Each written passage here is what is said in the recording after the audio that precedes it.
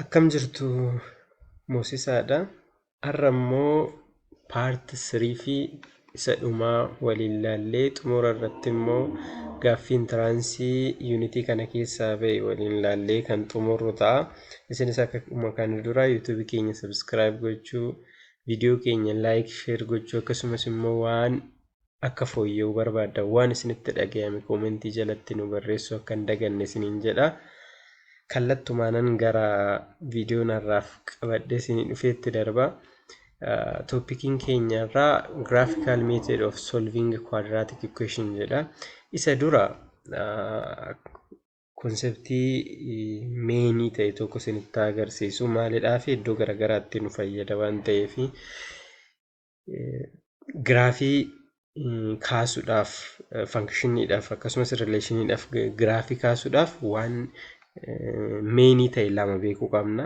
Inni tokkoffaan x fi y interceptii yoo ta'u, inni lammaffaan immoo vertex of the graph beekuu qabna.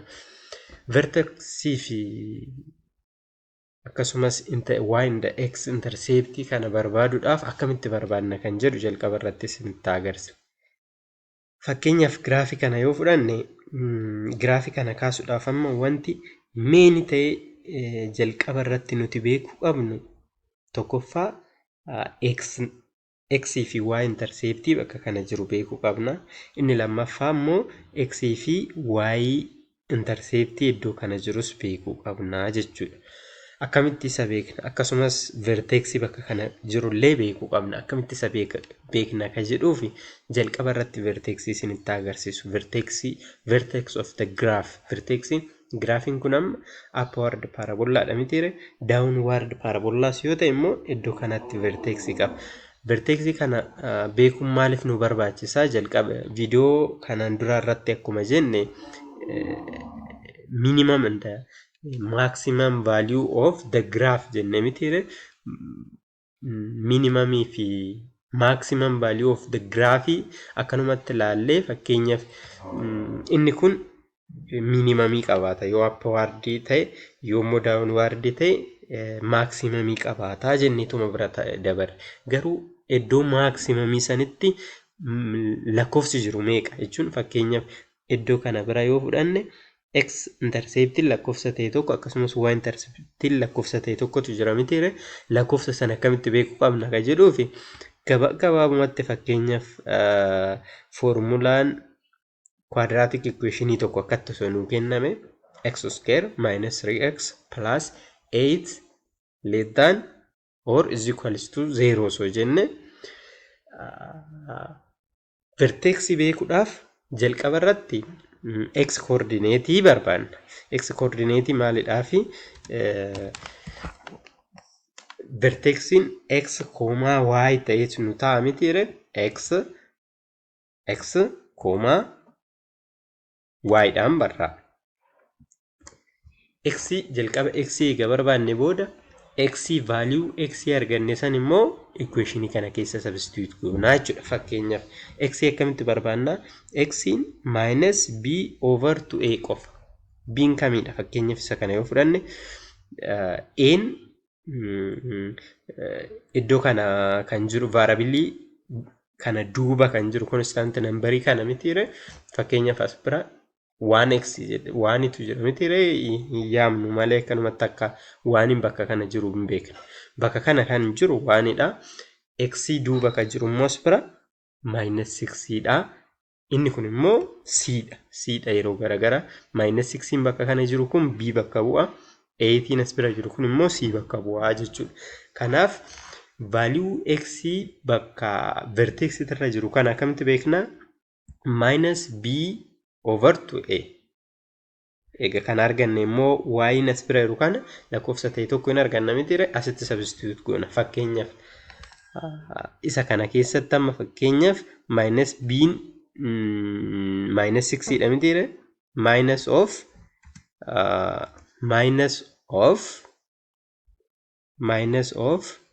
minus 6 yoo jenne 6 ta'a mitiire over jenna over 2 as bira jiru meeqa? Waanidha. Waan barreessineefuu akkanumatti dhiisna.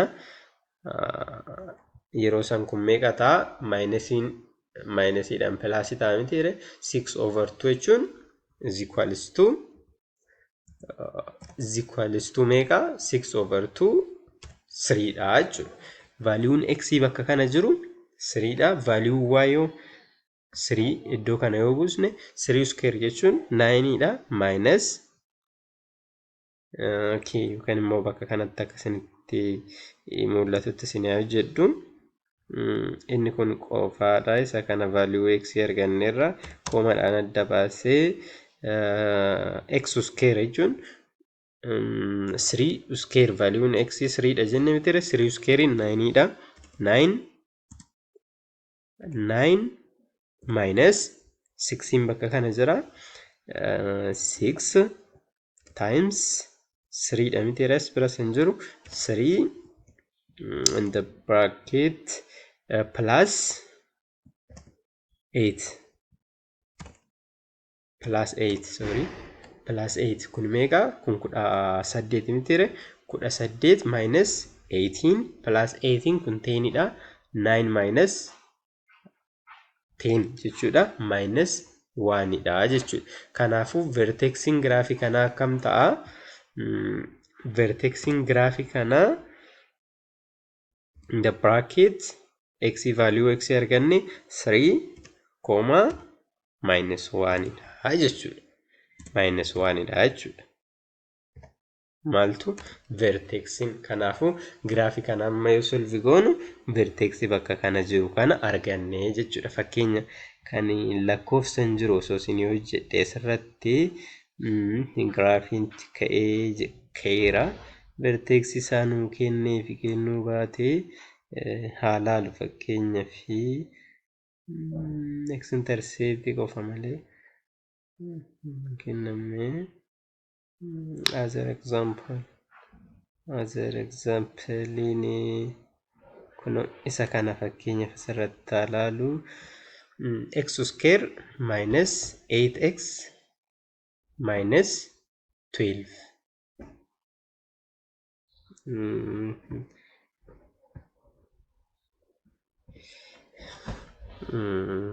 x square minus 8x minus 12dha yoon dogongoroo baadhee minus 12dha. Minus x square dha sorry iddoo kanatti minus jira. Kanaafuu akka ammaa sanitti haa barbaannu. Maaliif maal barbaanna? Vertex isaa barbaannu value'n x akkam jennere minus b over 2a dha miti n keenya asitti minus 1dha. b'n keenya 8dha. Minus minus of minus 8 over 2 times n keenya meeqare minus 1 kun meeqa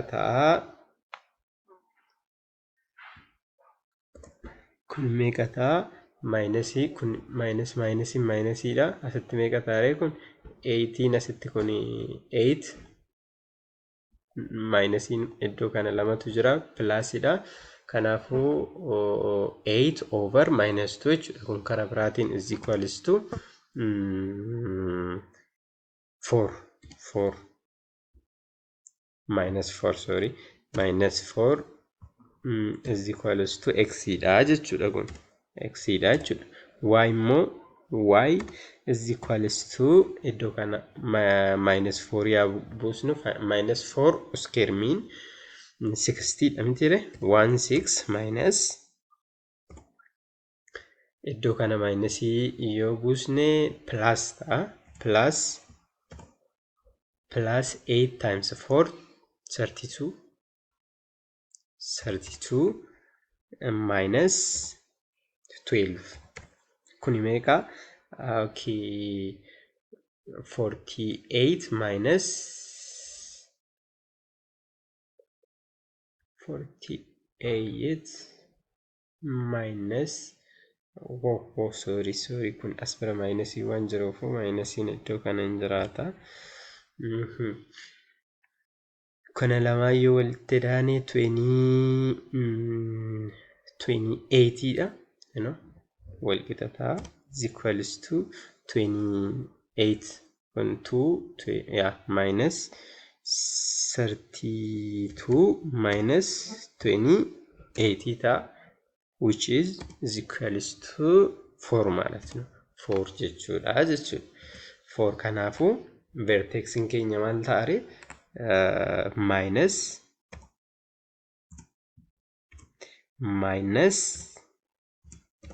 4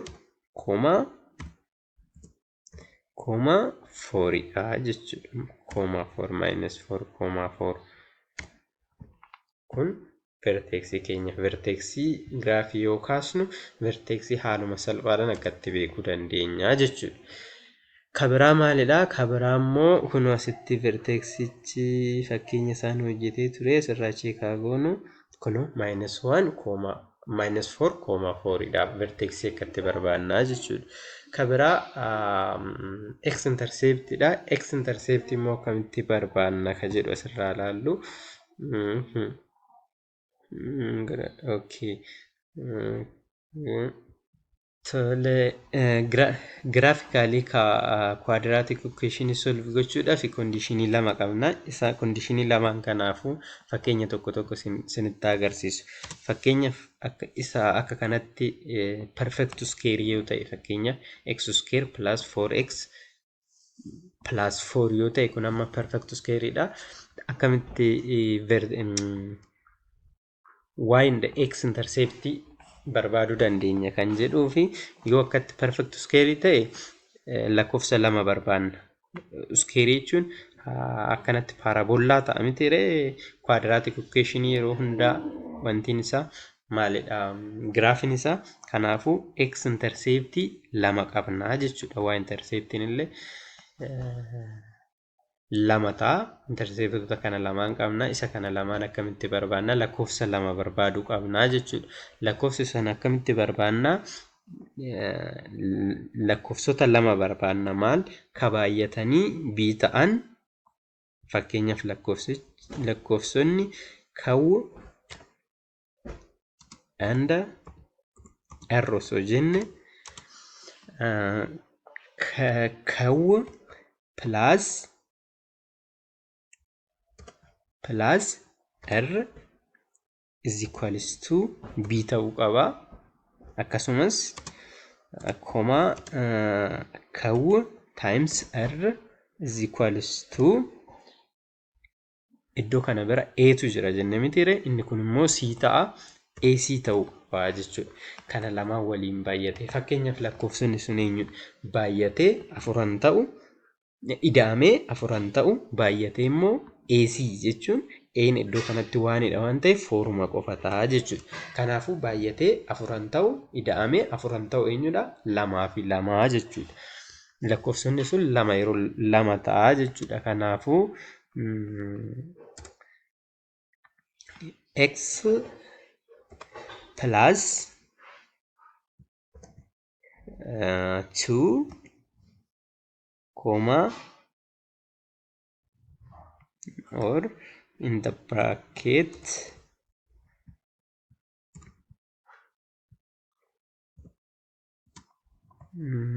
x plus isaan lama kanaan ta'a jechuudha. Perfect square yoo ta'e kanumatti solve gochuu dandeenya. Kanaafuu x fi y intercept yoo barbaannu immoo x intercepting keenya -2 fi 2 ta'a mitiire -2 paraboolaa irratti tokko -2 iddoo kana yoo ta'u 2 akkana ta'a jechuudha. Positive waan ta'eef upward paraboolaa ta'a. Kanaafuu asii fi as ta'a jechuudha. Value of y value y as biraa fi as bira jiru kana akkamitti arganna yoo jenne immoo isa san akkam goonaa substitute goona. Maalitti substitute goona? Value x bakka kanaa kana argachuudhaaf value y kan asii argachuudhaaf x bakka kanatti arganne kana asitti substitute goona. Kan y iddoo kanaa immoo kana substitute goonaa jechuudha. Isa kanumaan bira darbeen yoo perfect square hin taane yoo fakkeenyaaf inni kun perfect square miti. Garuu isa kana akkamitti beekuu dandeenya? 1/2 b square kanatti daballeet kanarraa immoo hir'isnaa jechuudha. Fakkeenyaaf akkamitti x square plus plus 4x plus b over 2 the whole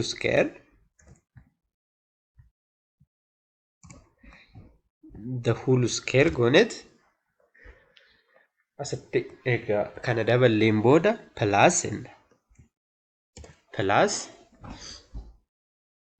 8 minus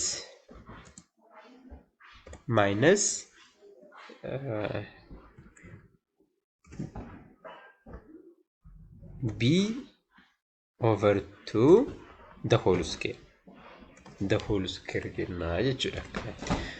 Fakkeenyaaf isa kana isinitti agarsiisu fakkeenyani isa kana x square jenna akkuma amma isinitti agarsiise plus 4x plus 1/2 4/2 jechuun bakka kanatti 2dha mitiire 2 the whole square jechuun 2 square jechuun 4 mataa deebisee plus 4 jenneet haga asitti the bracket godhanna the bracket goonet plus inni kun 8 minus 2 square jechuun 4 ta'a mitiire 8 minus 4 jechuun 4 mataa jechuudha. Inni kun akkam ta'a? Kanaafuu x plus 2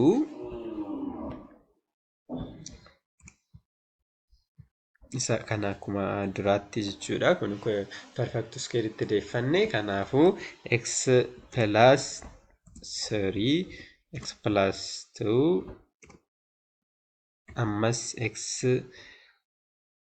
plus 2 plus 4 ta'a jechuudha. Isa kanarraa amma kallattumaan akka duratti sana value of vertex graafichaati illee beekuudhaaf inni kun jira mitiire asii x tokko hin fudhanna x kun immoo 0 yoo iddoo kana lamaan buusne kun value of y ta'a mitiire value y 4 ta'a value x immoo 2 ta'ee kun akka vertex of the graph illee fudhachuu dandeenya jechuudha. Kanaafuu perfect square yoo ta'e akkatti solve goona akka isa kanaatti akkan dura isinitti agarsiise jechuudha. Ida'amee kan b ta'uu fi lakkoofsota waliin baay'atanii ac ta'an barbaanna lakkoofsota lama. Perfect square yoo hin taane immoo akka kanatti b over 2 the whole square b asii kanarraa yookiin immoo termii lammaffaa kanarraa itti daballeet siirraa immoo b over 2 the whole square irraa hir'isnaa jechuudha. Akkanatti solve gochuu dandeenya. Kabraa graphical quadratic equation graphically yoo solve goonu conditionii lamatu jira. Inni tokko equal yoo ta'e jechuun equationii fi jira mitiire inequality yoo ta'e bifa kanaan yoo jiruu fi yoo equality ta'e yoo equal ta'e mallattoon bakka kana jiru conditionii lamaan kanatu jira. Valuun isaanii akkam ta'a ka jedhuu fi yeroo equationiin iddoo kana jiru kallattumaan valuun isaa x'n isa kana wal qixa ta'a jechuudha. Fakkeenyaaf akkamitti yoo jenne fakkeenya isa kanaan conditionii lamaanuu fakkeenya kana solve goonee hojjennu sorry equation yoo ta'e fakkeenyaaf bakka kanatti equal yoo ta'e inni kun b'n minus 6 dha mitiire A'n keenya asitti 1dha, C'n keenya asitti 4dha. Kanaafuu kun perfect square dha jechuudha. Kanaaf lakkoofsa lama barbaanna. Kan akkam ta'an baay'atanii b kan nu kennan minus 6 kan nu kennan ida'amanii minus 6 kan nu kennanii fi baay'atanii AC jechuun A'n as biratti 1dha. Baay'atanii 8 kan nu kennan lakkoofsota lamaan kana barbaannaa jechuudha. Isaanis eenyudha? Fakkeenyaaf minus 4 fi 2 yoo fudhanne minus 4 plus minus 2 is equals to minus 6 dha. Minus 4 times minus 2 8 dha jechuudha. Kanaafuu minus x minus 2 x minus 4 lakkoofsonni kun kana lamaan ta'anii jechuudha. Fakkeenyaaf equation yoo ta'e quadratic equation keenya mallattoo wal qixaa yoo ta'e equation lakkoofsichaa yookiin immoo equation graphically osoo hin taane graphically yoo solve goonu equation nuti solution equationichaa nuti argannu eenyudha asitti x is equals to 2 fi kiyooma x is equals to 4 kana lamaan ta'a jechuudha. Kanatti isa kana lamaan ta'a solution graphicha yeroo inequality ta'e akka kanaatti yeroo inequality ta'e immoo akkam ta'a? Yeroo inequality ta'e kun leezzaaniidha miti reemma fakkeenyaaf inni kun leezzaanii yoo ta'u fi greater than yoo ta'u jedhee conditionii lama qabaannaa leezzaanii isa kanaaf amma graafichi keenya asitti pozitiivatu jira waan ta'eef upward parabolaadha akkanatti jechuudha. Solution graafii kana maal ta'a? Kana ol ta'a jechuudha. Yoo maal ta'e greater yoo ta'e yoo immoo leezzaanii ta'e outside isa kanaa gadi ta'a jechuudha. Fakkeenyaaf x'n asitti minus 2 osoo ta'e asitti immoo 2 osoo ta'e greater than 2 fi less than minus 2 ta'a jechuudha. Yoo maal ta'e leezzaanii yoo ta'e yoo greater than ta'e parabolaa kana keessa ta'a jechuudha. Conditionii kana lamaantu ta'a. Graphically yoo solve goonu yoo greaterii ta'e isa kana keessa yoo leessii ta'e immoo outside karanaa fi karanatti warri jiran kana ta'a. Yoo immoo equality ta'e inequality osoo hin taane equality yoo ta'e immoo akkanumatti lakkoofsota variabilii bira jiran lakkoofsota equation irra jiran kana lamaan ta'a jechuudha. Solution graphicha. Tole maatisii unit 2 kanumaan xumurraa ittaanee gaaffilee intiraansii bara 2017 unit kana keessa ba'an waliin laallee kanumaan haa xumurru. Gaaffileen unit kana keessa ba'an I think gaaffii lamatu jiru. Inni jalqabaa isa kana which of the following statement is true about a relation jedha. Tokkoffaan any the domain and the range of relation are equal sets. Inni kun hin ta'u. B. The range of relation is the set of all its first coordinates. No, second coordinate range ni kun hin ta'u. C. The domain of relation is the set of all its second. Inni kunis range dha malee hin ta'u. D. A relation from A to B is any subset of A cross B for non-empty set A and B. Yes. Kanaafu D dha jechuudha. Gaaffii 8ffaadhaaf. Inni ittaanee jiru gaaffii 9ffaan what is the minimum value of function defined by isa kana isaan malaalli kana jechuudha. Maal kunoo asitti minimum value jennee isan sinitti agarsiise minimum value of quadratic function. Minimum value akkamitti barbaanna isa kana jalqaba irratti value of x barbaanna. Inni maal nuun jedhe what is the minimum value of function defined by this? Kanaafu value y jechuun y barbaanna jechuudha. Kanaaf y barbaaduudhaaf jalqaba x barbaaduu qabna mitiire x akkamitti barbaanna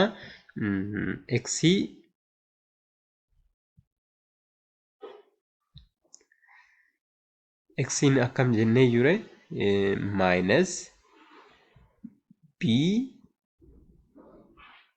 over 2a kanaan erga x keenya value x arganneen booda isa kana value x arganne sana asitti substitute goone y barbaanna isaan kana keessa tokko ta'a jechuudha. Value nuti arganne sun minus b keenya minus 4 jechuudha. Asitti minus 4 over 2a jechuun a asitti waan hidhamiteera over 2 jechuudha. X is equals to minus 4 over 2 jechuun minus 2 jechuudha. X keenya kana y barbaanna y hidhamiteera kan inni nuun jedhe y is equals to iddoo kana galchinu x keenya minus 2 dha asitti akkuma arganne minus 2 square jechuun immoo 4 jechuudha mitiire. Okay 4 b keenya asitti 4 dha minus 4 times 2 jechuun minus 8 jechuudha. Minus 8 minus 3 as bira jirti minus 3 minus 3 haa jennuun kana. Okay isa tana jalaa isin haa balleessu minus 3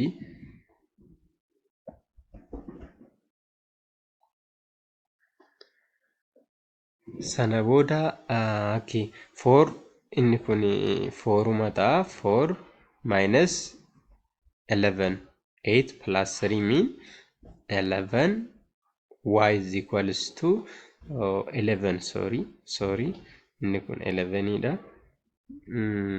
Is equals to 11 minus 4 jechuun immoo minus 7 dha jechuudha. Kanaafu minimum value keenya minus 7 dha jechuudha. Minus 7 minimum value keenya minus 7 dha. As keessa filannoon jiru kunoo d jira. Kanaafu answeriin keenya maal ta'a? D ta'a jechuudha. Kunoo asitti D graafiin keenya akkatti upward parabola waan ta'eef minimamiin value y bakka kanatti nuti argachuu dandeenyu minus 7 dha jechuudha. Maaliif isa kanarratti akka hin dogongorre kana dura equationicha sirreessinee barreessuu qabna akkanatti 3x square plus 4x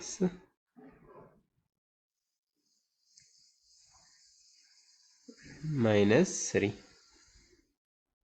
kun akkana ta'a. Equationichi yoo sirratee barraa'u iddoo kana minus saayiniin jiru minus waan ta'eef qofa callisnee downward parabolaadha jechuun qabnu jechuudha. Een keenya iddoo kana jira malee as biraan jiru jechuudha. Kanaafuu D ta'a jechuudha kunis. Kanaafuu 2017 gaaffilee lamaan kanatu ba'e unit 2 keessaa. Unitiitti aanuun immoo unit 3 bal'inaan akka waliin laallu abdii qabna. Kanaafuu waan sirrachuu qabu viidiyoo kana keessa ilaaltanii kana sirreessaa jettanii koomentii jalatti nu barreessaa isiniin jenna. Viidiyoon keenya yoo isinitti tole immoo hiriyoota keessaniif sheer gochuudhaan laayik gootanii akka hiriyoota keessan yookiin immoo barattoota hedduu bira akka ga'u akka nu jajjabeessitan abdii qabna. Galatooma nagaan tura unit 3 yeroo gabaabaatti qabannee isiniif dhufnaa jechuudha.